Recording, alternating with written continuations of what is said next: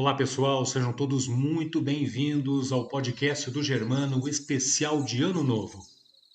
André Luiz, pelas mãos de Chico Xavier, nos conta uma história ocorrida em nosso lar que bem ilustra o podcast de hoje. No capítulo 9, chamado O Problema de Alimentação, Lísias conta para André Luiz o verdadeiro motim que sacudiu a cidade espiritual. Rezam os anais que a colônia, há um século, lutava com extremas dificuldades para adaptar os habitantes às leis da simplicidade. Muitos recém-chegados ao nosso lar duplicavam exigências. Queriam mesas lautas, bebidas excitantes, dilatando velhos vícios terrenos. Apenas o ministério da União Divina ficou imune de tais abusos, pelas características que lhes são próprias. No entanto, os demais viviam sobrecarregados de angustiosos problemas desta ordem.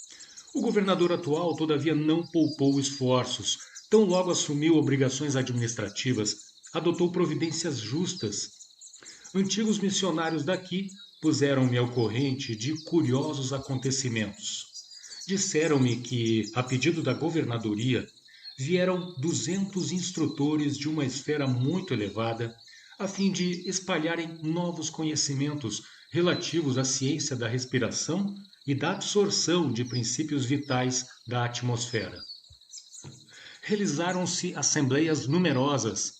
Alguns colaboradores técnicos de nosso lar manifestavam-se contrários, alegando que a cidade é de transição e que não seria justo nem possível desambientar imediatamente os homens desencarnados mediante exigências desse teor, sem grave perigo para suas organizações espirituais. O governador, contudo, não desanimou. Prosseguiram as reuniões, providências e atividades durante 30 anos seguidos. Algumas entidades eminentes chegaram a formular protestos de caráter público, reclamando.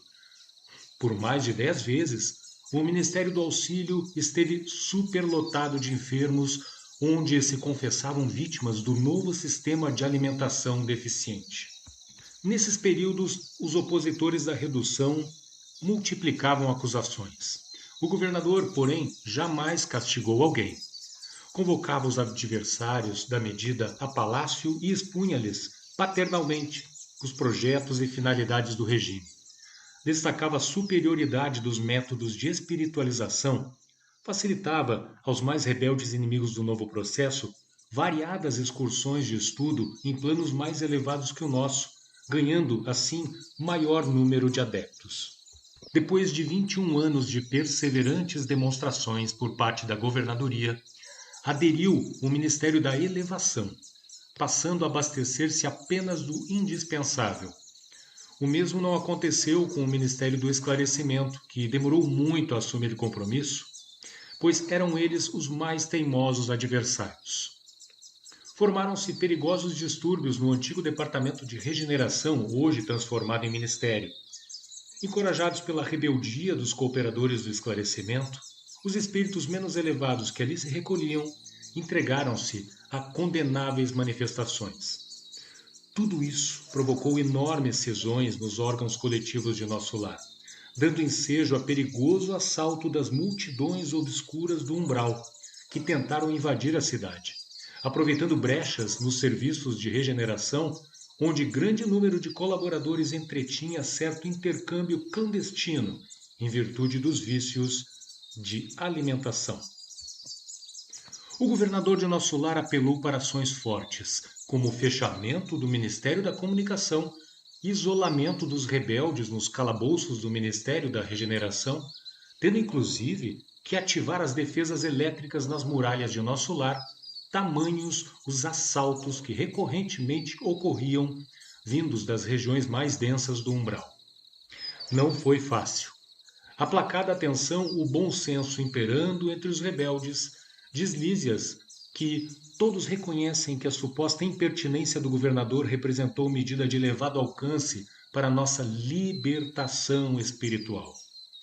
Reduziu-se a expressão física e surgiu maravilhoso coeficiente de espiritualidade.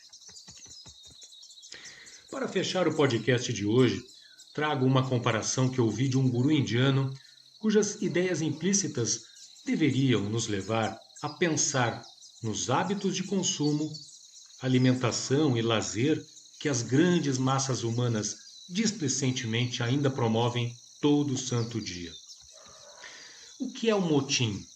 Por exemplo, como este que ocorreu em nosso lar. Nada mais é do que decorar as grades da prisão, para que sigamos nela, apesar da privação de liberdade, liberdade espiritual, e do desrespeito às leis naturais de interdependência e fraternidade. E o que seria então uma revolução? Uma revolução pacífica, gente, por favor. Seria compreender a real necessidade de liberdade da prisão onde estamos, entendendo que todos os nossos movimentos, por mais, entre aspas, livres e prazerosos que pareçam ser, do supermercado aos rodeios, nada mais são que verdadeiras correntes que nos aprisionam à contínua degradação do meio ambiente e crescente extermínio de vidas animais, cujas almas estão no mesmo caminho que já trilhamos há não faz tanto tempo assim. Então, amigos, estamos decorando as grades e mesas da prisão ou começando a despertar para a fraternidade universal sem limites? Que a mensagem de hoje nos seja útil neste caminho cujo novo ciclo se inicia com a chegada do ano de 2023. Até a próxima, um grande abraço a todos.